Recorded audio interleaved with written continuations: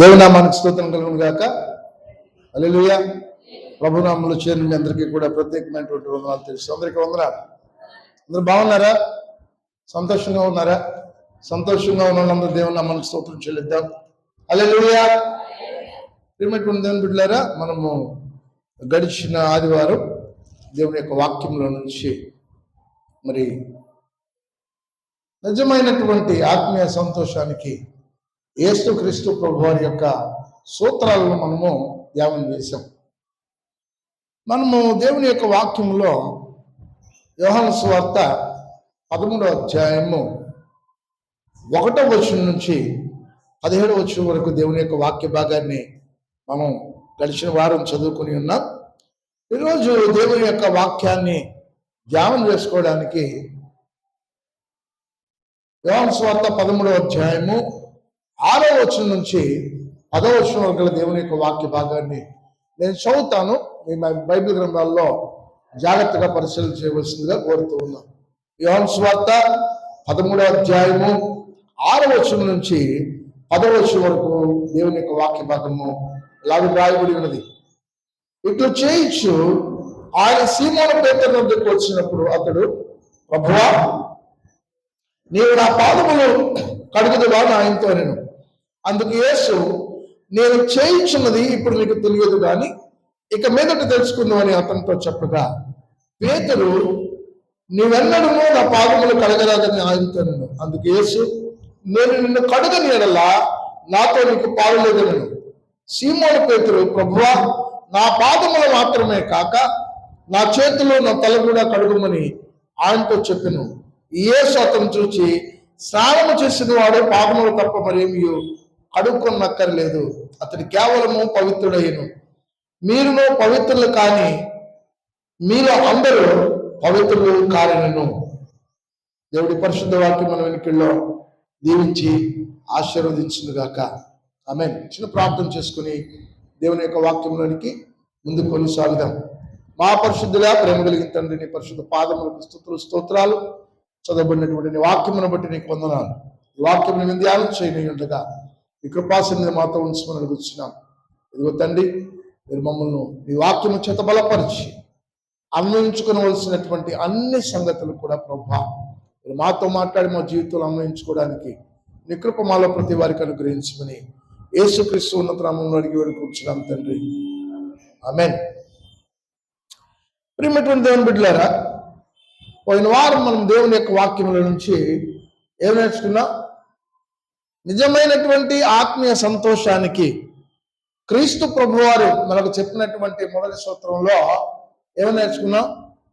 విశ్వాసి అయినటువంటి వాడు ఆ సంతోషాన్ని అనుభవించాలి అంటే నిజమైనటువంటి ఆత్మీయ సంతోషానికి మొదటి సూత్రం ఏంటది? ఎవరైనా సేవకుని వలె జీవించాలి, అంటే తగ్గింపు జీవితాన్ని కలిగి జీవించాలి.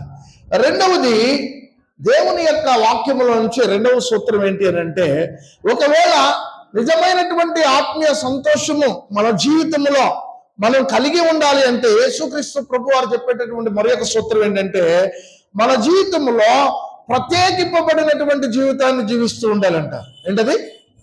ప్రత్యేకించబడినటువంటి జీవితం అంటే దేవుని యొక్క లేఖలను స్పష్టం చేసేటటువంటి విషయం ఏంటంటే, క్రైస్తవులు ఎవరైనా, విశ్వాసులు ఎవరైనా, దేవుని యందు విశ్వాసం ఉంచినటువంటి వారు, ప్రభు రక్తము చేత కడగబడినటువంటి వారు, ఇదిగో ప్రభు ఒకసారి ఆయన తన రక్తాన్ని చిందించి వారి వారి పాపములు కడుక్కోవడానికి ఎవరైతే యేసుక్రీస్తు ప్రభు వారి దగ్గరకు వచ్చారో వారందరినీ సంపూర్ణముగా ఆయన మరి వారి పాపములను కడిగి రక్షించిన తరువాత ఆయన చేయవలసినటువంటి మరొక విషయం ఏంటంటే, మనము ప్రత్యేకమైనటువంటి వారముగా దేవుని యొక్క లేఖను స్పష్టం చేస్తుంది. ఇక్కడ పేతురు గారి యొక్క జీవితంలో ఈ యొక్క పాఠములో యేసుక్రీస్తు ప్రభు వారు తగ్గింపు జీవితాన్ని గురించి చెప్పేటటువంటి పాఠంలో ఆయన పరిశుద్ధమైనటువంటి జీవితాన్ని గురించి, దేవునికి సమర్పించబడినటువంటి జీవితాన్ని గురించి ఆయన మాట్లాడుతూ ఉన్నాడు. అదేం చెప్తూ ఉన్నాడంటే, ఒక మనిషి నిజమైనటువంటి సంతోషాన్ని కలిగి ఉండాలి అని అంటే ఆత్మ సంబంధమైనటువంటి సంతోషాన్ని కలిగి ఉండాలి అని అంటే అతను ఎలా ఉండాలంట?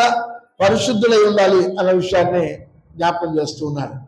6-9 వచనాల్లో చూస్తే పేతురు గారికి ఆయనకు ఒక అనుమానం కలుగుతూ ఉంది. అయోమయంలో ఉన్నాడు పేతురు గారు.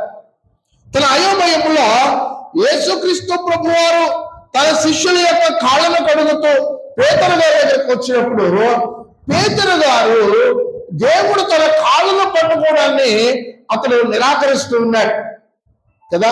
మనకంటే గొప్పవారు వచ్చి మన కాళ్ళను తాగుతూ ఉంటే మనం ముట్టుకోలేము. ఇక్కడ ఆంతర్యం ఏంటి అంటే ఎవరి కాళ్ళను ముట్టుకుంటారు అంటే వారి యొక్క సాంప్రదాయంలో లేకపోతే వారు అనుసరిస్తూ ఉన్నటువంటి ఆ యొక్క విధి విధానాలలో ఎవరి కాళ్ళు ఎవరు ముట్టుకుంటారంటే అతి తక్కువైనటువంటి వాడు గొప్ప వాళ్ళ కాళ్ళను ముట్టుకుంటూ ఉంటారు.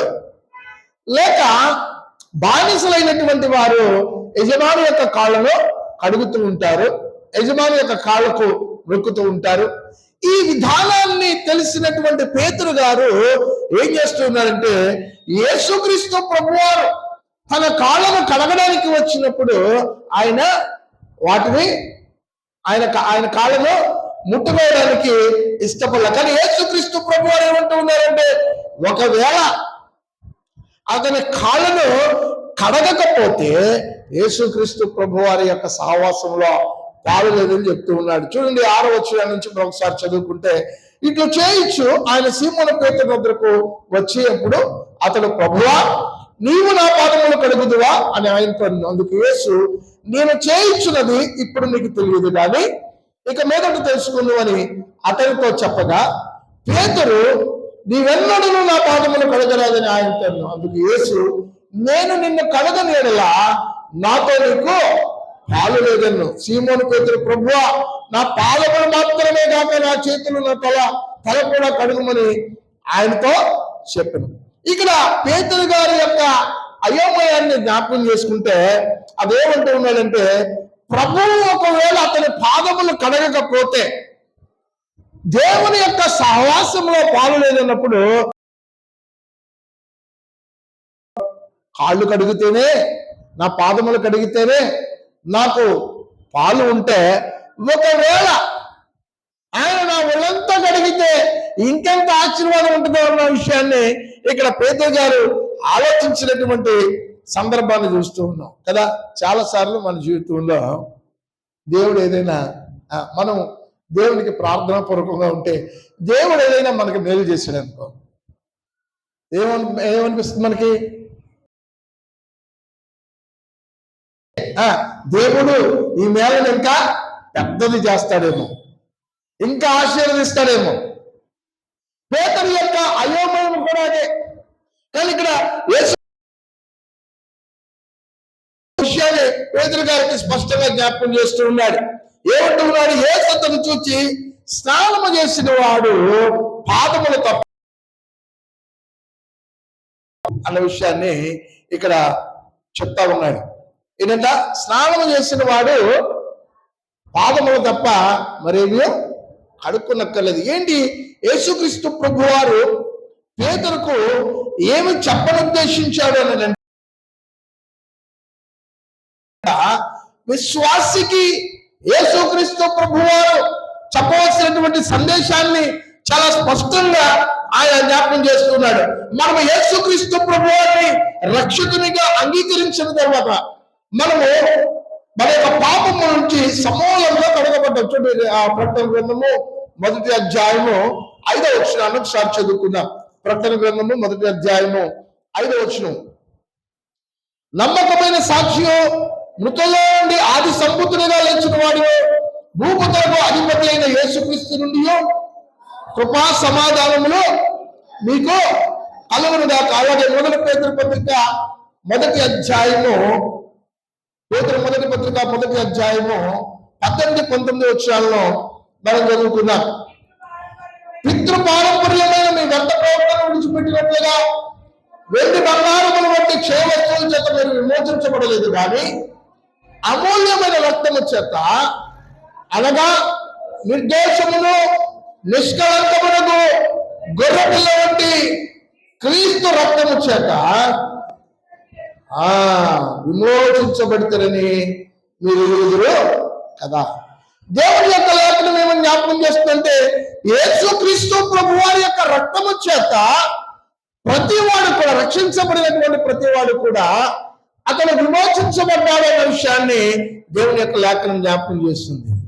ప్రభు అంటూ ఉన్నాడు, దేవుడు అంటూ ఉన్నాడు, దేవుడు మనలను ఎదురు తల నుండి పాదము వరకు సమస్తమును కూడా ఆయన తన రక్తము చేత విమోచించాడు. తల నుండి పాదము వరకు మనకున్నటువంటి ప్రతి పాపాన్ని కూడా మన నుంచి కడిగి వేశాడన్న విషయాన్ని దేవుని యొక్క లేఖనము స్పష్టంగా చేస్తాడు. ఒకసారి రక్షించబడినటువంటి వాడు సంపూర్ణంగా రక్షించబడినటువంటి వాడు లేదు. ఒకసారి నీ జీవితంలో రక్షణ కలిగిందా? ఒక్క మారే కలుగుతుంది. రెండోసారి నీకు రక్షణ అవసరం లేదు. ఎందుకని? ఒక మారు దేవుని యొక్క శరీరంలో నువ్వు చేర్చబడ్డావు, ఒక మారు దేవుని చేత, దేవుని పిల్లలుగా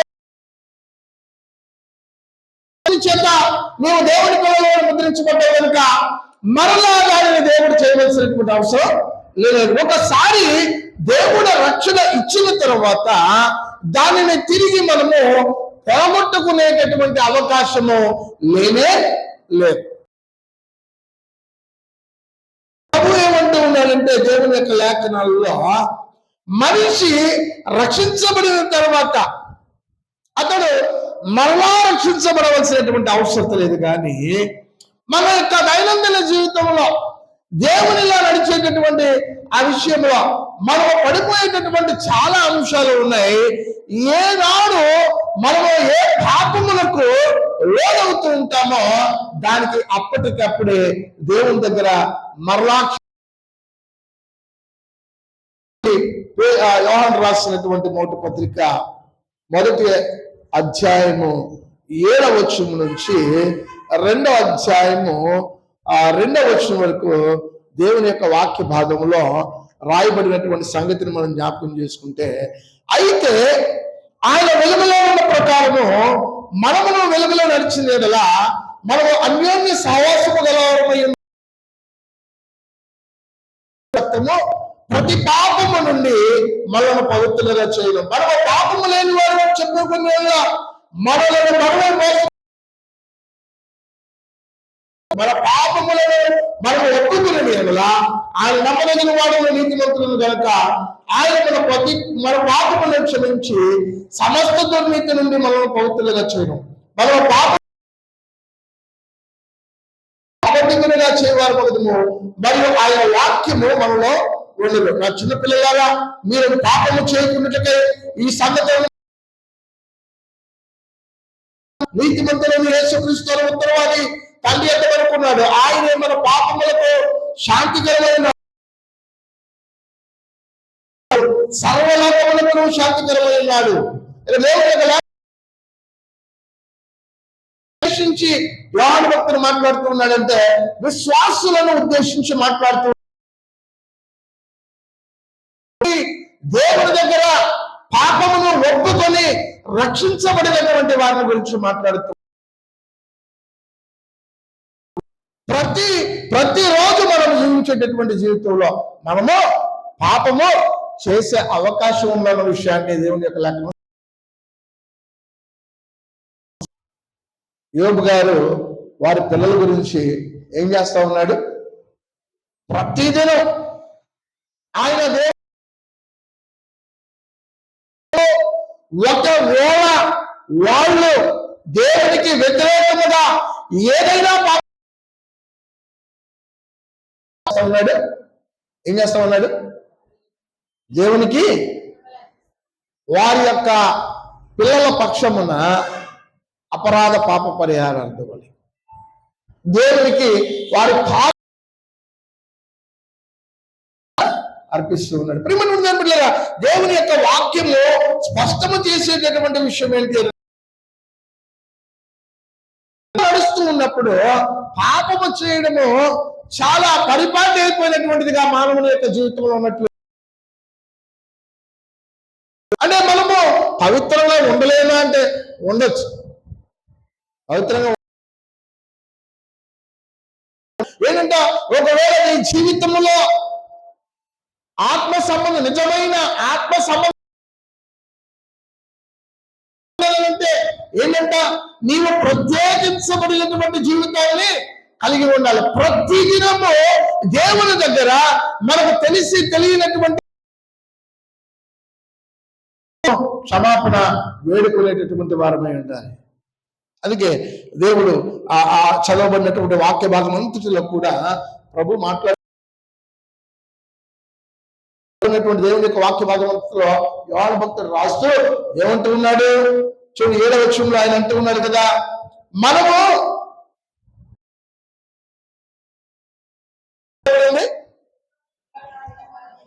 మనం వెలుగులో నుండి ప్రకారము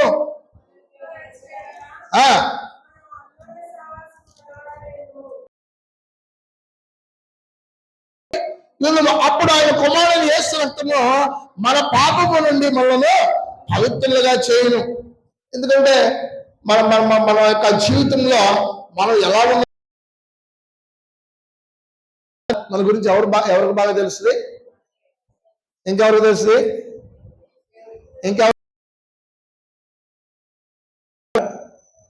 మనం ఎంత మంచి వారమో మన సహవాసాలు కూడా తెలుస్తుంది. తెలియదు. We are connected to each other. మనము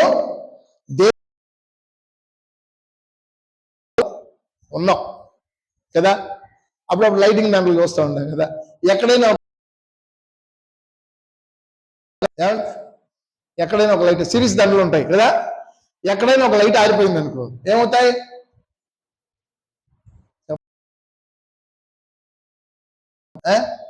ఏమన్నా ఒక లైట్ ఆరిపోయింది అనుకో సిరీస్ దండల్లో అన్నీ ఆరిపోతాయి.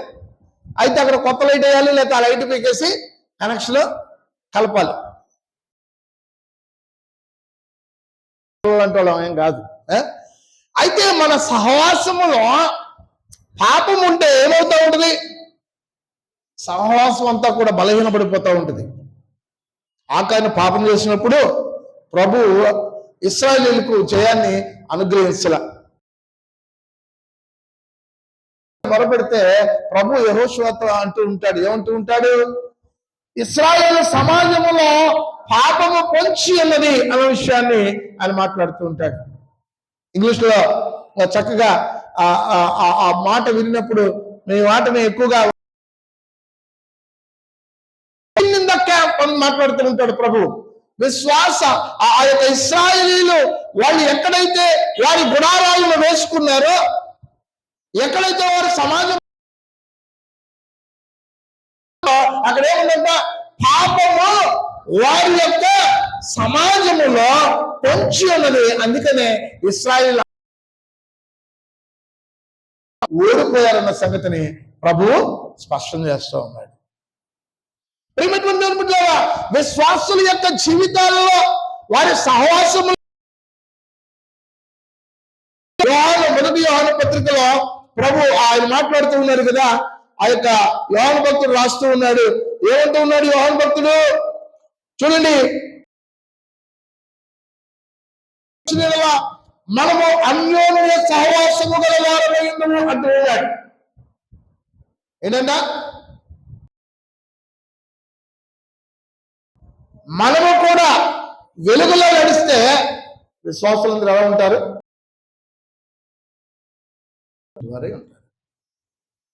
ఒకవేళ మంచి సహవాసం వారి మధ్యలో లేదు అంటే ఏంటంట, పాపము అక్కడ ఉంచి ఉన్నదన్న సంగతిని జ్ఞాపకం చేస్తూ ఉన్నాడు. ప్రభువారు పేతురు నన్ను పైనుంచి తల నుంచి కాళ్ళ దాకా అడుగు ప్రభువా అన్నప్పుడు యేసుక్రీస్తు ప్రభువారు స్పష్టం చేసేటటువంటి విషయం ఏంటంటే, రక్షించబడినటువంటి వ్యక్తి మరలా రక్షించబడవలసినటువంటి అవసరం లేదు. అతడు చేయవలసినటువంటి పని ఏంటంటే, తన దైనందిన జీవితంలో అతని యొక్క నడవడికలో అతడు చేసేటటువంటి తెలిసి తెలియక చేసేటటువంటి పాపములను బట్టి తన పాపాలు అన్న ఒక గొప్ప విషయాన్ని ప్రభువు చెప్తున్నాడు. కీర్తనకారుడు అంటూ ఉంటాడు, ఏంటంట? కీర్తన గ్రంథము 32వ కీర్తన 51వ వచనాన్ని మనం చదువుకుంటే, దేవుని యొక్క వాక్యంలో 32వ కీర్తన 5వ వచనాన్ని మనం చదువుకుంటే, నా దోషము కప్పుకొనక నీ ఎదుట నా పాప యెహోవా సన్నిధిని నేను అతిక్రమంలో ఒప్పుకొనలేనుకుంటుని, నీవు నా పాప దోషము మాట్లాడుతూ ఉన్నాడు. ఆయన రాస్తూ ఉన్నాడు. ఏమంటూ ఉన్నాడు? నా దోషము కప్పుకొనక అని చెప్తూ ఉన్నాడు. అంటే దావీదు పాపం చేశాడా? పాపం చేసిన తర్వాత దావీదు, కానీ దావీదు తన కీర్తనలో దేవుడి దగ్గరకు వచ్చిన ప్రతిసారి తను తెలిసి ఎక్కడైనా దేవుడిని విస్మరించి జీవించినటువంటి సంగతి, దేవుడిని విస్మరించి పెట్టి మాట్లాడినటువంటి ఏ సంగతినైనా ఆయన ఏమంటున్నాడంటే, అటువంటి దోషములు ఏమైనా ఉంటే 103వ కీర్తనలో, నా ప్రాణమా యెహోవాను సన్నిధించుము, నా అంతరంగమున సమస్తమా ఆయన పరిశుద్ధ నామమును సన్నిధించుము, నా ప్రాణమా యెహోవాను సన్నిధించుము, దేనిని మరొకము అంటుంటాడు. అక్కడ అంటూ ఉంటాడు కదా, వాడు అన్న విషయాన్ని మాట్లాడుతూ ఉంటాడు. దేవుడు తన యొక్క పాపమునకు ప్రతిఫలం ఇయ్యక ఆయన పాపమును క్షమించాడనే విషయం చేస్తుందంటే, మనము దేవుని దగ్గరకు వచ్చేటప్పుడు దేవుని దగ్గర ప్రతి దినము మన యొక్క జీవితంలో ఉన్నటువంటి పాపమునకు దేవుని దగ్గర క్షమాపణ ఉంది కనుక ప్రతి పాపమును దేవుని ఉంది. చాలా మంది రక్షించబడిన తర్వాత మరలా పాపంలో పడిపోతారు. అప్పుడు ఏంటది? ఎక్కడ రావడానికి? తిరిగి దేవునిలోకి రావడానికి చాలా కష్టతరంగా భావిస్తుంది. ఎందుకంటే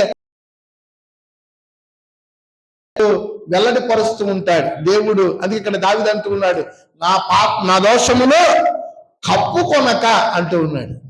ఈ పాపము బహిర్గత దాగేటటువంటిది ఎంత మాత్రము కాదు. ఏమంటే రాత్రి విన్నాం కదా, నేతికుండా ఎన్ని రోజులు మూతికి గుడ్డ కట్టి దాని ఈ సువాసన వస్తూ ఉంటది. ప్రతిరోజు వస్తుందా? కొన్ని రోజులకి ఏమవుతుంది, లోపల ఉన్నట్టు కడుగు ఉడుగు అంతా కూడా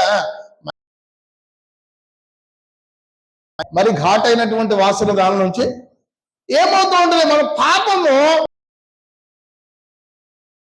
ఎన్ని రాసినా అది దాని యొక్క స్వభావాన్ని, దానిలో ఉన్నటువంటి కుళ్ళుని, దాని అందుకే ప్రభు అంటూ ఉంటాడు, మనము దేవునికి ఇంపైనటువంటి సువాసనగా ఉండడానికి చేయబడ్డామని. ఎప్పుడు? మన పాపములు మన నుంచి పోయిన తర్వాత సువాసనగా ఉండడానికి మనము దేవుని చేత ఎన్నుకోబడ్డాము, రక్షించబడ్డాము. మన పాపములను పౌలు గారు మరొక చోట మాట్లాడుతుంటారు. ప్రియమైనటువంటి బిడ్డలారా, దేవుని యొక్క లేఖనం జ్ఞాపకం చేస్తే ప్రతి దినము నీ పాదముల యొక్క లేఖనం ఏమో స్పష్టం చేస్తుందంటే, ప్రతి దినము మీ పాపములను దేవుని దగ్గర ఒప్పుకొనడం, ప్రతి దినము మీ పాపములకు దేవుని యొక్క క్షమాపణ పొందడం అనే విషయాన్ని దేవుని యొక్క లేఖనం స్పష్టం. ప్రభు వారు ఈ మాటే మాట్లాడుతున్నారు. స్నానం చేసినటువంటి వాడు కాళ్ళు మాత్రము ప్రతిదినము కడుగు కొనవలసినటువంటి అవసరం ఉంది. నీ జీవితంలో మరి యొక్క సూత్రం ఏంటంటే, యేసుక్రీస్తు ప్రభు వారు చెప్పేది ఏంటంట, నీవు ప్రత్యేకించబడినటువంటి జీవితాన్ని పాస్టర్ గారు ఒక్కళ్ళే ప్రత్యేకమైనటువంటి వాడు కాదు. మేము పాస్టర్ గారు పిల్లలు అవడం వల్ల నాకు విషయం బాగా అర్థమైంది. చాలా మందికి పాస్టర్ గారి పిల్లలు మాత్రమే కుటుంబం మాత్రమే ప్రత్యేకించబడినటువంటి మిగిలిన వాళ్ళు ఆ లెక్కలో లెక్కేసుకుంటే ఎవరు వెళ్తారు? పాస్టర్ గారి భార్య, వాళ్ళ పిల్లలు పరలోక రాజ్యం వెళ్తారు. పారంపర్యంగా లేకపోతే దేవుడి యొక్క వాక్య సంధింపు ద్వారానో పరిచర్లోకి వస్తే ఎవరు వెళ్తారు? మళ్ళీ పాస్టర్ గారు వాళ్ళ కొడుకు అనమాట, వాళ్ళ కుటుంబం మాత్రం. మిగిలిన వాళ్ళు ఎక్కడికి పోతారు? మీరందరూ ఎక్కడికి వెళ్తారు? అందుకే ప్రత్యేకించబడినటువంటి జీవితం. ఇక్కడ ప్రభు మాట్లాడుతూ ఉన్నాడు పేతురు గారితో. ఏమంటూ ఉన్నాడు? అది అందరికీ అన్న విషయాన్ని చెప్తా ఉన్నాడు. ముందు భవిష్యత్తులోనికి అర్థమవుతుందన్న విషయం చెప్తూ ఉన్నాడు. ఇది నిజమైనటువంటి ఆత్మీయ సంతోషానికి మరి యొక్క సూత్రం ఏంటి అని అంటే ప్రత్యేకించబడినటువంటి జీవితాన్ని జీవించాలంట. 10వ వచనాన్ని ఒకసారి చదువుకుందాం. 10వ వచనాన్ని చదువుకుందాం. యేసు స్నానము చేసిన వాడు పాదములు తప్ప మరేమీ కడుక్కునక్కర్లేదు, అతడు కేవలము పవిత్రుడైను. మీలో అందరూ పవిత్రులు కారేలను. ఇక్కడ మరి ఒక విషయాన్ని పెడుతున్నాడు. ఏంటంట? మన జీవితాల గురించి ఆయన మాట్లాడుతున్నటువంటి ప్రత్యేకించబడినటువంటి జీవితమే కాదు, యేసుక్రీస్తు ప్రభువునందు మన యొక్క ఆత్మ సంబంధమైన సంతోషానికి మరి ఒక మార్గం ఏంటంటే మనము ప్రత్యేకించబడినటువంటి జీవితమే కాదు, ఏంటంట దేవునిలో యొక్క కాపుదల కలిగినటువంటి జీవితాన్ని జీవించాలి అంట. ఏంటంట? ఆ క్రైస్తవులకు వారి యొక్క ఆత్మ రక్షించబడింది ఇప్పుడు రేకెత్తుతూనే ఉంటాయి. అయితే దేవుడు మనల్ని అనుమానంలోనో అయోమయంలో భయముతో ప్రభు ఇచ్చేటటువంటి గొప్ప వరాలను పోగొట్టుకునేలాగా జీవించడానికి దేవుడు మనల్ని ఏర్పాటు చేయలేదు. మన యొక్క రక్షణ శాశ్వతమైనటువంటి కాపుదల కలిగి ఏంటంటే మన రక్షణ ఒకసారి మనం రక్షించబడితే అది మనను ఖచ్చితంగా పరలోక రాజ్యాన్ని చేరుస్తూ ఉంది. చాలా మందికి సంఘాల్లో వారి విశ్వాసంతో మాట్లాడేటటువంటి విషయం ఏంటంటే పాపము చేయకుండా ఉండడానికి వాళ్ళు మాట్లాడుతూ ఉంటారు. దేవునిలో నాటుకొని దేవునిలో జీవించే పాపం చేస్తే దేవుడు అనుగ్రహించే రక్షణను కోల్పోతూ ఉంటారు. అంటే దేవుడు మనుషుల యొక్క రక్షణకు ఆ శాశ్వతమైనటువంటి రక్షణ మరి ఎన్నడూ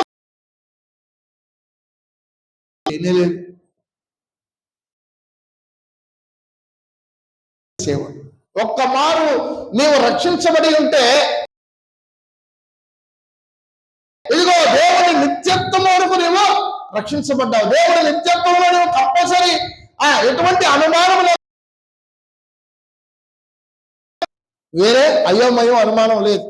అయితే ఇక్కడ చాలా మందికి ఇది ఉంటుంది. అయితే దేవుని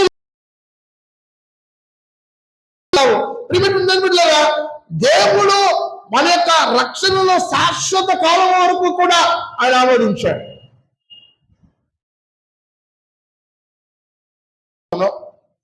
అంటే ఇక్కడ పాపం చేయమని కాదు,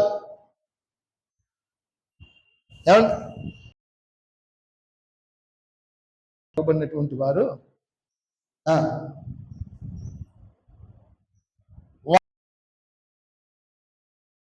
రక్షణ కోల్పోలేని లేకపోతే మన రక్షణ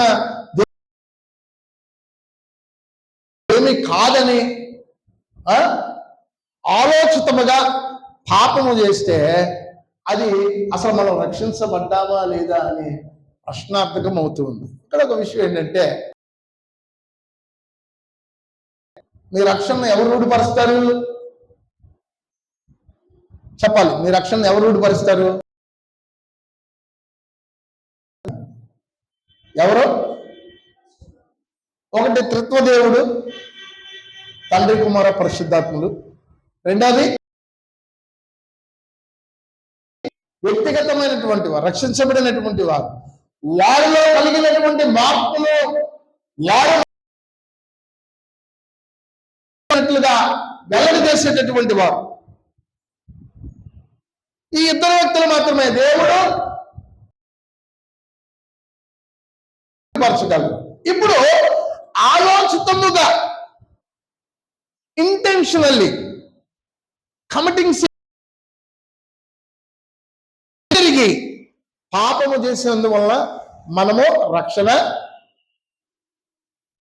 అంటే ఎక్కడ పాపము చేయాలనే ఇందులో నీ బలహీనతను బట్టి నువ్వు పడిపోలేదు, కానీ ఏమయ్యావు? నీ బలమైనటువంటి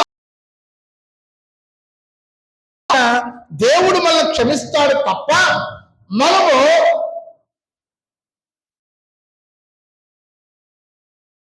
కలిగి ఉంటుంది. చూసారా, చాలా మందికి వాళ్ళు రక్షించబడ్డారో లేదో అనుమానం. ఎందుకని? నీలో ప్రభువు నివాసం ఉన్న తర్వాత ప్రభువు మనము ఏమేమి చేయాలనేటటువంటి విషయం. అయితే శరీర సంబంధమైనటువంటి జీవితం, లోక సంబంధమైనటువంటి ఆనందం మనల్ని బలహీనపరుస్తూ ఉంటుంది. మన ఆత్మీయ స్థితిలో ఈ బలహీనతలో ఎక్కడైనా పాపం చేస్తామేమో అన్న అనుమానం కలుగుతారు. నాకు తెలిసినటువంటి ఒక ఆయన ఉన్నాడు. ఈ లెంట్ డేస్ అని చెప్తూ ఉంటాం కదమ్మా. ఈ శ్రమ దినాల కాలాల్లో వాళ్ళు ఏం చేస్తూ ఉంటారంటే పూర్తిగా మందు మానేస్తూ ఉంటారు. నా వెనకాల గురించి చెప్పట్లేదు. ఆయన మందు ఆయన ఎప్పుడు మానేస్తూ ఉంటాడంట. సరే, మొన్న మధ్య అడిగా, మానేశారా అంటే ఆయన ఏం చెప్పాడంటే ఒక విషయాన్ని, తన జీవితంలో జరిగిన ఒక విషయాన్ని చెప్పాడు. ఇంచుమించుగా ఒక 2 రోజులు చేస్తే బయటకు వెళ్తే వాళ్ళు మందు తాగుతామని చెప్పి బీరు పెట్టారంట. నేను తాగనని చెప్పాడంట. ముందు మాటల సందర్భంలో అంతా అయిపోయిన తర్వాత బిర్యానీ తినేసి బయటకు వచ్చాడంట. బయటకు వచ్చిన తర్వాత గుర్తొచ్చిందంట, అరే నేను ఈ 40 దినాలు మానేశాను కదా. పక్కనున్నవాడిని నేను రానంటే తీసుకొచ్చి ఇక్కడ కూర్చోబెట్టి తాగిచ్చావని చెప్పి 2 దెబ్బలేసి అప్పటి నుంచి అనుకున్నాడంట, బుధవారం శుక్రవారం నేను మందు మానేస్తే చాలు అనుకున్నాడంట. అంటే మనుషుల యొక్క ఆలోచన ఎలా ఉంటుంది అంటే ప్రభువుని ఓ పక్కన పెడతా ఉంటారు. మనం రక్షణ విషయంలో మన రక్షణ గుర్తురాదు, పాపం చేసేటటువంటి విషయంలో మన రక్షణ గుర్తురాదు, అబద్ధం చెప్పేటటువంటి విషయంలో మన రక్షణ గుర్తురాదు, ఎదుట వాళ్ళని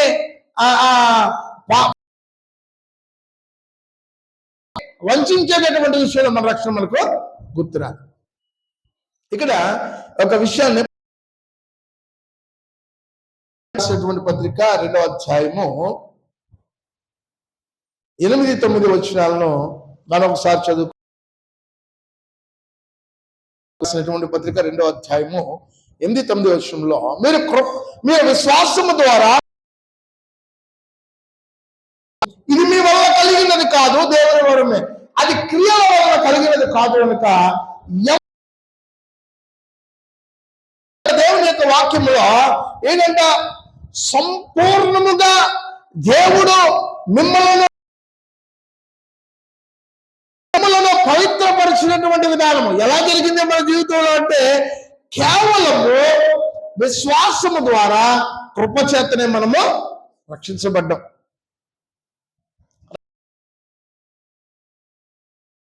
వాడిని దమ్మముగా ప్రవర్తించవలసినటువంటి అవసరం లేదు. నేను రక్షించబడ్డాను అని అతిశయపడవలసినటువంటి వీలు లేదు. దేవుడు ఏర్పాటు చేసుకున్నటువంటి వారు అందరి జీవితంలో వారు చిన్నవారే గాని పెద్దవారే గాని వారే గాని కింది దిగజారినటువంటి వర్ణాల వారే గాని వెనకబడినటువంటి వారే గాని ఎవరైనా గాని దేవుని యొక్క కృప ద్వారా మాత్రమే రక్షణ అనుగ్రహించబడింది. A secured salvation. దేవుని యొక్క వాక్యంలో భక్తులు అంటూ ఉన్నాడు, రక్షణ కేవలము దేవుని యొక్క కృప ద్వారా మాత్రమే మనకు అనుగ్రహించబడింది. ఇందులో there is no merit in anybody's life. ఎవరి జీవితంలో కూడా మనము సాధించినటువంటి వారం కాదు. ఏంటంట? కేవలం దేవుని కృప వల్ల. ఇంకేముంది? కూడా ఎక్కడి నుంచి కలిగింది? దేవుని యొక్క వాక్యం వినడం ద్వారా. దేవుని యొక్క వాక్యం విన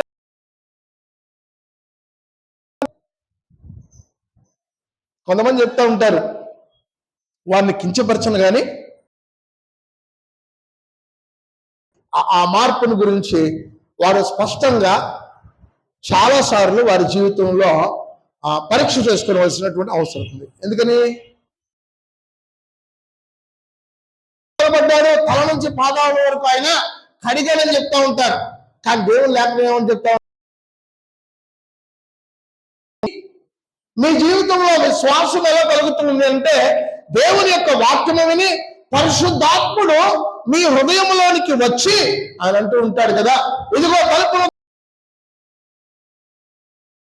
తలుపు తీసిన వల్ల నేను లోనికి వచ్చి వారితో నాతో కూడా అతను కలిసి విషయాలు మాట్లాడుతున్నాడు. అంటే దేవుని యొక్క వాక్యము వినిన తర్వాత ఆ వాక్యము మనలో పెంపొందించేటటువంటి కృప దానికి తోడై ఉంటుంది. కృప ఉన్నప్పుడే వాక్యం వినే అవకాశం ఉంటుంది. దేవుని యొక్క వాక్యం వినకుండా రక్షించబడకుండా చనిపోయినటువంటి వారి సంగతి ఏంటంటే,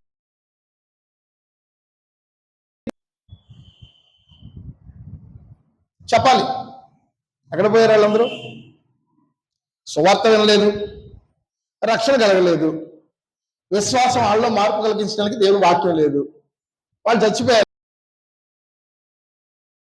మన బంధువుల్లో చాలా మంది దేవుని యందు విశ్వాసం ఉంచుకుంటూ చనిపోయినటువంటి వారు ఉన్నారా? మన వాళ్ళకైతే సమాధి కట్టామనుకోండి, సమాధి సిలువేసామనుకోండి, దానివల్ల ఏమైనా ఉపయోగం ఉందా? అందరి శరీరాలు కుళ్ళిపోతాయి. మీది నాది అందరిది, విశ్వాసులది అవిశ్వాసులది ఒకేలాగా మట్టిలో కలిసిపోతాయి. ఇక్కడ ఆత్మ, ఈ ఆత్మ కూడా వేరు వేరు ప్రదేశాల్లో చేరద్దు.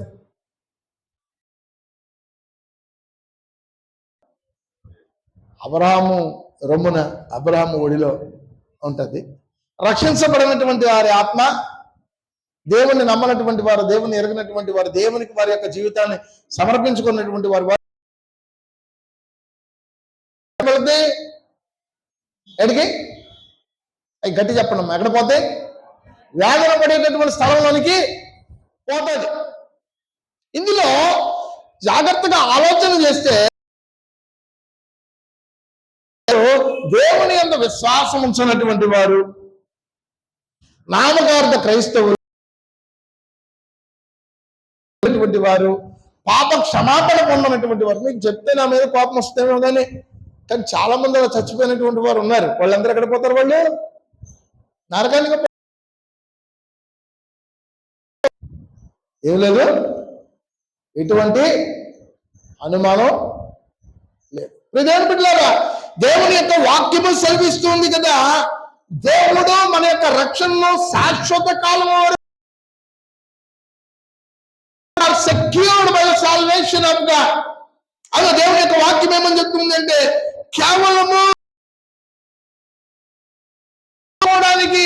మనము సంపాదించుకున్నది కాదు, కానీ దేవుని యొక్క వాక్యమందు ఏర్పడినటువంటి విశ్వాసము ద్వారా ఆ వాక్యాన్ని వినిపించిన మనకు రక్షణ ఇవ్వబడింది. చూడండి, యోహాను సువార్త 3వ అధ్యాయము 16వ, దేవుడు లోకమును ఎంతో ప్రేమించును కాగా తన అద్వితీయ కుమారుడిగా పుట్టిన వాడు ఎందు విశ్వాసముంచు ప్రతి వాడిలో ఆయనలో అనుగ్రహించిన రాయబడింది. యోహాను సువార్త 5వ అధ్యాయము 24వ వచనంలో, నా మాట విని నిత్యజీవము గలవాడు వాడు తీర్పులోనికి రాక మరణంలో నుండి జీవంలోనికి దాటి ఉన్నాడని మీతో నిశ్చయముగా చెప్పుచున్నాను. యోహాను సువార్త 10వ అధ్యాయము 20, యోహాను సువార్త 10వ అధ్యాయం 28వ వచనము, నేను వాటికి నిత్య జీవమును ఇచ్చుచున్నాను కనుక అవి ఎన్నటికీ నశింపవు, ఎవడును వాటిని నా చేతుల నుండి అపహరింపుడు అని యేసుక్రీస్తు ప్రభువు. అర్థం ఏంటి అంటే, దేవుడు ఆయన అనుగ్రహించినటువంటి రక్షణ మన నుంచి పోదు అన్న విషయాన్ని మాట్లాడుతున్నాడు. ఆయన మాట్లాడుతున్నాడు. ఇంకొక విషయాన్ని చూద్దాం. పేతురు రాసినటువంటి మొదటి పత్రిక 1వ అధ్యాయము, రాసినటువంటి మొదటి పత్రిక 1వ అధ్యాయం 5వ వచనం చదవండి. కడవరి కాలమందు బయలుపరచబడుటకు సిద్ధముగా ఉన్న రక్షణ మీకు కలిగినట్లు విశ్వాసము ద్వారా వరకు ఆ స్వాస్థ్యము పరలోకమందు భద్రపరచబడి ఉన్నది. ఏంటది? దేవుడు ఆయన అంటే దేవుని యొక్క పరలోకములో చాలా భద్రంగా ఆయన మనలో దాచి ఉంచాడు. రక్షణ మన నుంచి కోల్పోదు. విశ్వాస యొక్క జీవితంలో నిజమైనటువంటి ఆత్మీయ our salvation is a secured salvation. The security of Lord Jesus Christ. యేసు క్రీస్తు ప్రభువారు మన కొరకు ఏంటంటే మనము చాలా భద్రత కలిగి మన జీవితాన్ని జీవించ. రాత్రి అడిగాను కదా ఒక ప్రశ్న, ఎవరైనా అల్లరి మోక మతోన్మాదులు మన ఆలయానికి వస్తే మొట్టమొదటి పారిపోతానని చెప్పింది ఇక్కడి నుంచి కదా, మొట్టమొదట పారిపోతానంది. అయితే అందరూ పారిపోతాం కదా, దేనికి? భయం వేసి. కానీ ఇక్కడ ఒక విషయాన్ని ప్రభు, life is a secured life in Lord Jesus Christ. we should live a living of secure life. మనము దేవునిలో భద్రతాన్ని సంపూర్ణంగా జీవించగలిగినటువంటి వారమై ఉండాలి. ఎప్పటికైనా మట్టిలో కలిసిపోవాల్సిందే. అప్పుడప్పుడు మనం కూర్చొని ఆలోచిస్తూ ఉంటే మనకు అనిపిస్తుంది కదా, సొలొమోను భక్తుడు చెప్పిన గుర్తొస్తూ ఉంటాయి. వ్యర్థము సమస్తము వ్యర్థమే.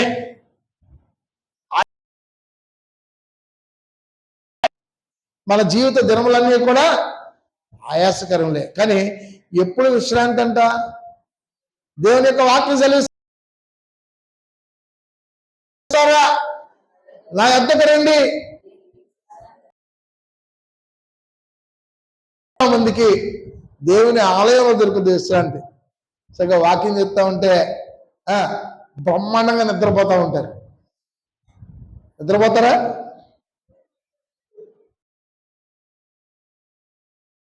చెప్పండి. అమ్మ పేరు పెట్టి వాళ్ళు నిద్రపోద్దు వీళ్ళు నిద్రపోద్దు అని చెప్తా ఉంటారు. ఆయన ఏంటి,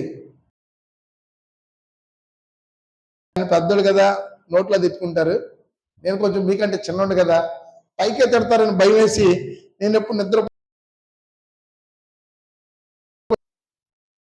నేను అప్పుడప్పుడు చెప్తా ఉంటా, నిద్రపోతున్న వాళ్ళందరూ దేవుని నామమునకు స్తోత్రం. దేవుని నామమునకు స్తోత్రం చేద్దాం. హల్లెలూయా.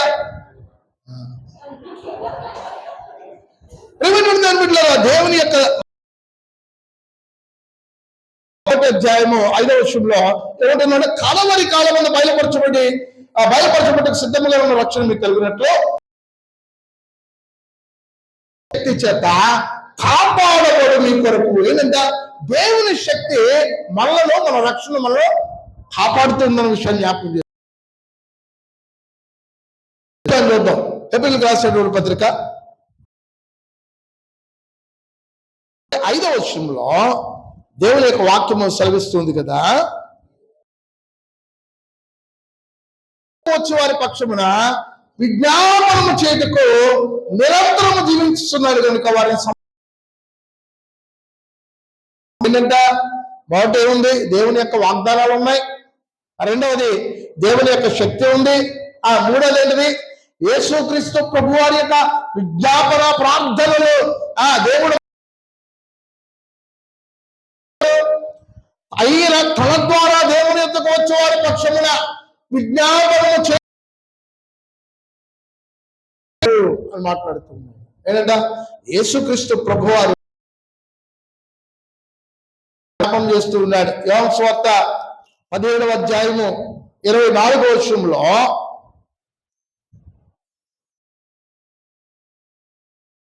నీవు నాకు అనుగ్రహించిన వారిలో నాతో కూడా ఉండవలని, నీవు నాకు అనుగ్రహించిన నా మహిమను వారు చూడవాలని కోరుచున్నాను. జగత్తు పునాది వేయబడుతుంటే నీవు ఏంటంటే ఏమంటున్నాడు? నేను ఎక్కడ ఉన్నానో అక్కడ నీవు నాకు అనుగ్రహించిన నా మహిమను వారు చూడవాలని ప్రభువు కోరుతూ.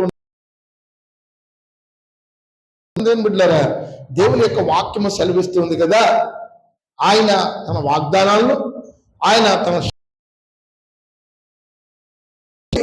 16-17 వచ్చిన మనం చదువుకుంటే, నేను తండ్రిని వేడుకున్నాను, మీ అందరూ ఎల్లప్పుడూ ఆత్మను అనుగ్రహించును. లోకమైన చూడదు, ఆయన ఎరుగదు కనుక ఆయన పొందలేదు. మీరు ఆయన మీలో ఉండదు. ఇక్కడ దేవుని యొక్క లేఖనంలో ఆయన మాట్లాడుతున్నటువంటి మాట ఏంటి? దేవునిలో ఒక భద్రత కలిగినటువంటి జీవితాన్ని జీవించడానికి ఏం చేస్తున్నాడంటే తన యొక్క పరిశుద్ధాత్మను పంపుతూ ఉన్నాడు. ఆయనే మనం పాపం చేసేటప్పుడు మనం చేయొద్దని మనతో మాట్లాడేటటువంటి వ్యక్తి, అడ్డుకట్ట వేసేటటువంటి వ్యక్తి. ఏ పాపము బట్టి మనము పడిపోవడానికి తప్పు అని దేవుని యొక్క లేఖనము నుంచి మన హృదయంలో, మన ఆలోచనలో ఖండించేటటువంటి వ్యక్తి ఎవరు అంటే యేసు. మనకు సంఘానికి, విశ్వాసికి ఆదరణకర్తగా ఏర్పాటు చేయబడి మాట్లాడేది. ఆయన అందరితో మాట్లాడతాడు. ఎవరితో మాట్లాడతాడు? సౌలుతో దేవుడు మాట్లాడడం మానేశాడు. రాజు అయినటువంటి సౌలుతో ఎందుకు మాట్లాడడం మానేశాడు? ఏమైంది? సౌలు యొక్క హృదయంలో అతడు దేవుని ఆత్మ అతనిని విడిచిపోయి దురాత్మ తన హృదయంలో ప్రవేశించినని దేవుని యొక్క లేఖనంలో స్పష్టం. దేవుని యొక్క ఆత్మ అతనిలో విడిచిపోయింది, దురాత్మ అతను. అసలు దేవుడు నాతో మాట్లాడడం మానేశాడు కనుక ఏం చేశాడు? దురాత్మ నేరుగా అతనితో మాట్లాడిందా? నేనేం చెప్తున్నానో మీకు స్పష్టంగా అర్థం కావాలని చెప్తాను. దురాత్మ నేరు ఏం చేశాడు? ఆయన రాజు అయినప్పుడు పరిశుద్ధంగా ఉండేలాగన ఈ ఏమంటూ ఉంటారు, చేతబడులు చేసే వారందరినీ కూడా దేశం నుంచి తరిమేశాడు. అతనిలో ఉన్నటువంటి దురాత్మ ప్రేరేపించింది. ఆయన ఏం చేశాడంటే ఆ దురాత్మను బయటకు పిలిచేటటువంటి ఎవరు పిలిచాడు? కర్ణ విశ్వాసం కలిగినటువంటి ఒక ఆమె దగ్గర వస్తాడా సమూయేలు బయటికి? ఎవరు వచ్చారు బయటికి? చెప్పాలి. బయటకు ఎవరు వచ్చారు? బయటకు వచ్చినటువంటి వాడిని సమూయేలు అని చెప్పాడా?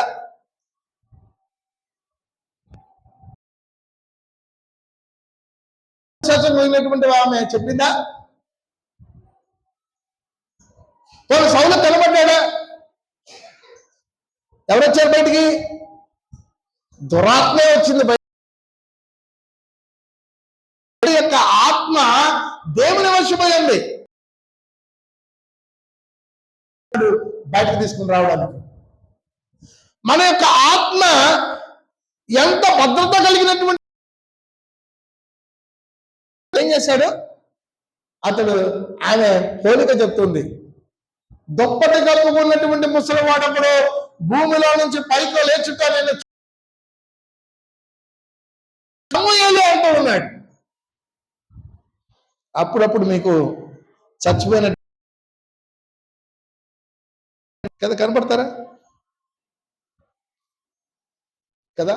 పూర్వం చక్కగా ఇంటికి 1-2 చెట్లు ఉండేవి.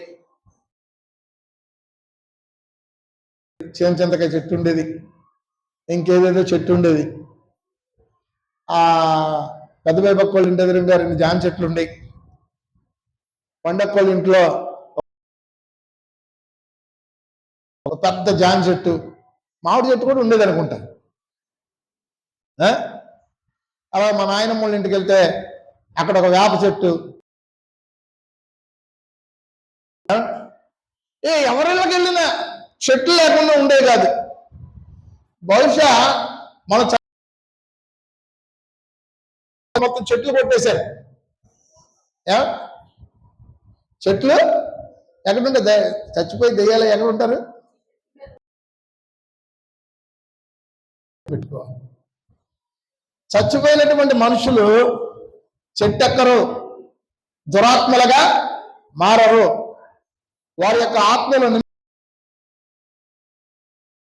జీవంతంగాని మన ఆత్మలకు ఏంటది డోరు మూసుంటే లోపలికి వచ్చేసేది, పెద్ద పెద్ద భావంతులు పడగొట్టేటటువంటి శక్తి, ఇటువంటివి మనుషుల యొక్క ఆత్మలకు ఎక్కడ ఇవ్వబడలేదు. కనుక భూమిలోకి వచ్చినటువంటి వాడు ఎవడు అంటే అతను సమూయేలు అనుకున్నాడు. దాన్ని బైబిల్ గ్రంథంలో రాశారు. అది ఎవరో దురాత్మ. ఇప్పుడు చాలా మంది పరిశుద్ధాత్ముడిని ఉన్నటువంటి వాళ్ళు వెతుక్కుంటా వెళ్ళే, మన పరిభాషలో చెప్పాలంటే జాతకం ఇది. ఏంటది? భవిష్యత్తు కూర్చున్నటువంటిది.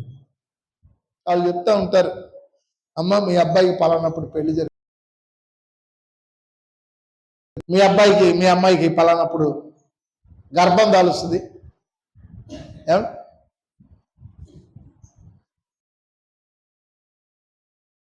వారు ఉన్నారు విశ్వాసులే. దేవుని యొక్క వాక్యాన్ని బట్టి దత్తత చేసుకున్నారు తెలుసా? వాళ్ళు నేర్చుకున్నటువంటి దేవుని వాక్యంలో ప్రభువుకి చిల్డ్రన్ ఆఫ్ గాడ్, దేవుడే మనం దత్తత చేసుకోగలిగింది, మనం చేసుకోకూడదా? దేవుని యొక్క లేఖనం చెప్తుంది. కానీ దత్తత చేసుకున్నటువంటి వారు ఉన్నారు. లేదు, కానీ సమయం మించిపోయినప్పుడు ఏం చేశారు వాళ్ళు? తెలిసినటువంటి ఒక సంఘం ఉంది. అక్కడ దాదాపుగా ఒక 50 నుంచి 60 కుటుంబాలు, వాళ్ళందరికీ ఇంచుమించుగా పిల్లలు ఉన్నారు. కానీ లేకపోతే మరి ఏదైనా చిన్న చిన్న దేశాల నుంచి అనాథలని నాకు తెలిసినప్పటికీ ఒక సంఘంలో అందరూ అందరూ విశ్వాసులు ఎన్ని కుటుంబాలు ఉన్నాయో అన్ని కుటుంబాలు ఒక్కొక్కరు ఇద్దరిద్దరిన దత్త చేసుకున్నటువంటి వాళ్ళు ఉన్నారు. ఆయన ఆయన ఒకసారి ఒక అమ్మాయిని పరిచయం చేస్తే ఆ అమ్మాయి మన పిల్లలాగా ఉంది, నల్లగా ఉంది, మనలాగా ఉంది. చాలాసేపు అక్కడే ఆగిపోయే ఆలోచనలు అడిగి అడిగి, బ్రదర్ ఈ పాప చూస్తేనేమో మా ఇండియన్ లాగా ఉంది అంటే ఆయన నవ్వు అన్నాడు, ఈ పాపని మేము చెన్నై నుంచి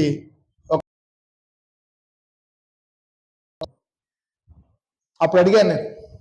ఆయన చెప్పాడు మా సంఘంలో ఉన్నటువంటి విశ్వాసులు అందరి కుటుంబాల్లో చాలా మంది ఏం చేస్తూ ఉంటారంటే దేవుని యొక్క వాక్యం, ఆ దేవుని యొక్క మాట కొరకు చేస్తూ ఉంటారు. కానీ దేవుని యొక్క లేఖనం చెప్తుంది యేసుక్రీస్తు ప్రభువారు తన ప్రతి వానికి అన్న విషయాన్ని పరిశుద్ధాత్మను అనుగ్రహించాలని చెప్పి చూడండి. కొరింథీయులకు రాసినటువంటి మొదటి పత్రిక 12వ అధ్యాయము 13వ వచనాన్ని చదువుకుందాం. త్వరగా ముగించేసుకుందాం. అధ్యాయము 13వ వచనంలో దేవుని యొక్క లేఖనంలో ఏమంటూ ఉందంటే, నేను మీకు భారముగా ఉండకపోతున్న విషయంలో తప్ప మరి ఏ విషయంలో మీరిద్దరు సంఘంలో క్షమించాలి.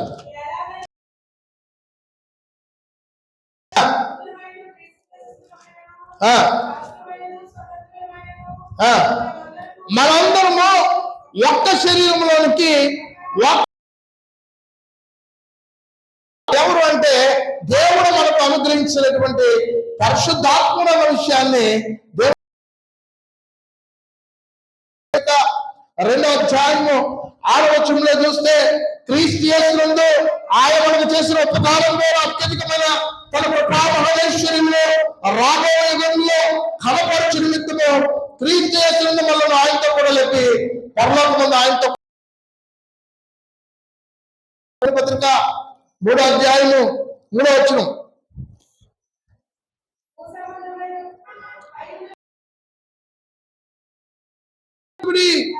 ఎలాగా మీరు మృతి పొందుతురి, మీ జీవము క్రీస్తుతో కూడా దేవుని యందు దాచబడి ఉన్నది. దేవుని యొక్క జ్ఞాపకం చేసుకున్న మనము సంపూర్ణమైనటువంటి దేవునిలోనికి మనము మార్చబడ్డాము, కడగబడ్డాము అంటే దేవుడు వీటన్నిటిని కూడా అనుగ్రహించాడు అన్న విషయాన్ని అదే 2వ అధ్యాయము 13వ వచనాన్ని ఒకసారి చదువుకుంటే, దేవుని యొక్క లేఖనంలో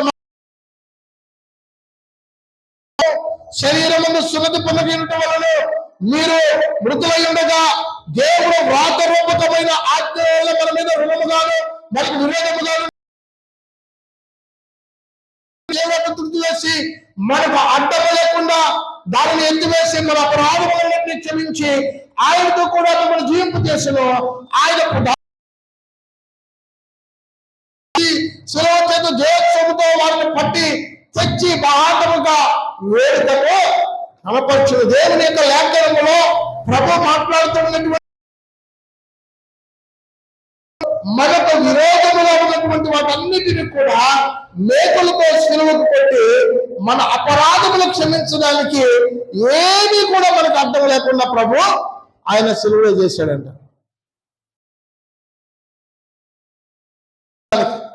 మన అపరాధం నుంచి విడిపించబడ్డానికి ఏది కూడా అర్థం లేకుండా ప్రభు మనం చేసాడు. అంటే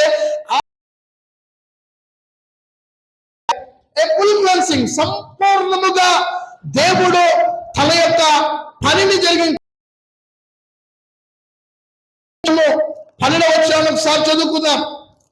యోహాను మొదటి పత్రిక 2వ అధ్యాయము 12వ వచనంలో దేవుని యొక్క లేఖనంలో, చిన్నపిల్లలారా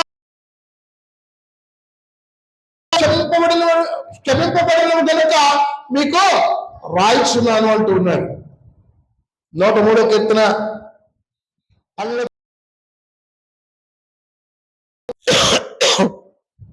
తూర్పు పడబడికి తూర్పు ఎంత దూరమో ఆయన మన అతిక్రమములను అంత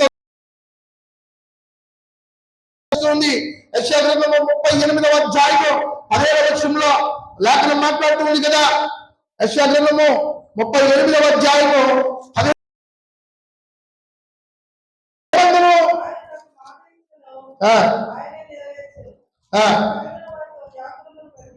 ఆ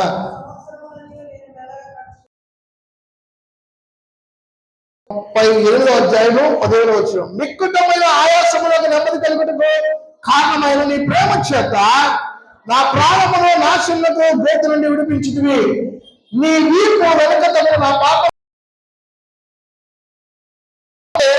ప్రభు రక్షించిన విధానం. యెషయా గ్రంథం 43వ అధ్యాయము 25వ వచనంలో కూడా దేవుని యొక్క లేఖనం మాట్లాడుతుంది. యెషయా గ్రంథము 43వ నా చిత్తానుసారముగా నీ అతిక్రమములను తుడిచివేయుచున్నాను, నేను నీ పాపములను